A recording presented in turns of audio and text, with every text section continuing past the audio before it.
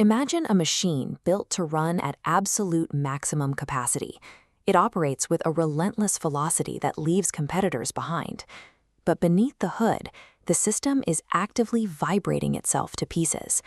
This is the reality of the high-functioning corporate executive battling a severe substance addiction. They possess brilliant drive, but that same energy is destroying their ability to perform.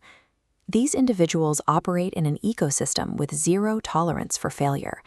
In the highest tiers of global consulting and finance, the business model relies on maintaining an unshakable facade. The sole metrics that matter are reputation, aggressive client management, and continuous revenue generation. When the cracks finally begin to show, modern organizations actually have vast safety nets in place. An executive showing signs of crisis is immediately surrounded by resources. They are offered wellness programs, psychiatrists, and extended periods of paid leave. Yet, faced with total professional ruin, the elite performer will almost always reject this assistance. They will choose a destructive, chaotic crash over engaging with the very systems designed to save them.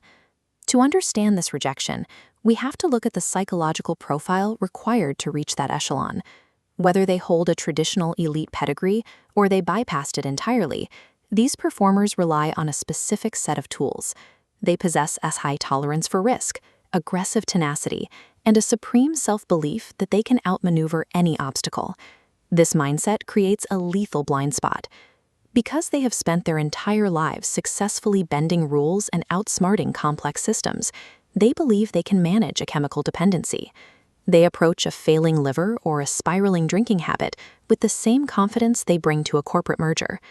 When human resources finally intervenes, the executive does not see a lifeline, they see a threat. These individuals thrive on knowable challenges, but they possess an inherent distrust of authority figures and ambiguous processes. Standard corporate assistance feels unpredictable. They read the fine print of these wellness programs and see hidden conditions. To the elite executive, asking for this help feels like handing the firm a blank check to terminate them later. They perceive it as a trap that tags them as a liability. This standard response is the yellow button. When an organization senses trouble, they push this button, immediately funneling the employee into a complex web of corporate mental health pathways. Look at how this structure actually operates. The pathway targets the outer symptoms, deploying expensive therapy for anxiety and depression, but the foundational node driving the crisis, the substance abuse, is completely bypassed. The real danger of this pathway lies in what remains unsaid. The help is conditional, allowing the organization to avoid a difficult, direct confrontation while they build a case for eventual termination. Confronted with this murky environment, the executive's survival instincts take over. Because there are no clear boundaries, they devote their remaining energy to maintaining their professional facade. They sit through the company-mandated therapy sessions and change nothing. The yellow button fails because it trades direct accountability for nebulous support. It traps both the company and the individual in a cycle of secrecy. To reach a high performer, a company must deploy the blue button. This is a direct intervention stripped of corporate politics and polite ambiguity. Notice the architecture of this model. It operates entirely on absolute facts.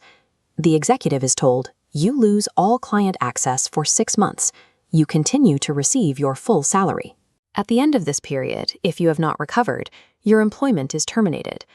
To an ordinary employee, this bluntness might seem terrifying, but for the elite performer, the fear evaporates. The ambiguous unknown of the HR process is replaced by a concrete, measurable set of rules. By drawing a hard line, the company changes the rules of engagement. Recovery is no longer a shameful secret to manage, it is a high-stakes challenge. The executive can now take their aggressive problem-solving drive and aim it at their own rehabilitation. When organizations rely on secrecy and polite HR pathways, the cost is immense. Firms find themselves paying full salaries for 18 months of zero productivity while simultaneously burning through client relationships and losing access to high-tier skills. But the recovery process reveals a surprising symmetry.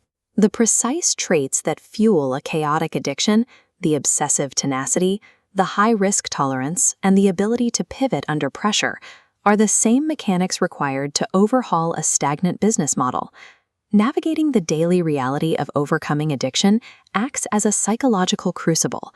The individual is forced to develop deep emotional intelligence, sharp conflict resolution skills, and an ability to manage crisis. You see this in high-stakes sports. It's the athlete who refuses to let their team lose, even when every metric says they should. The drive to win at any cost is the same engine that, when properly tuned, allows an executive to navigate a complex recovery.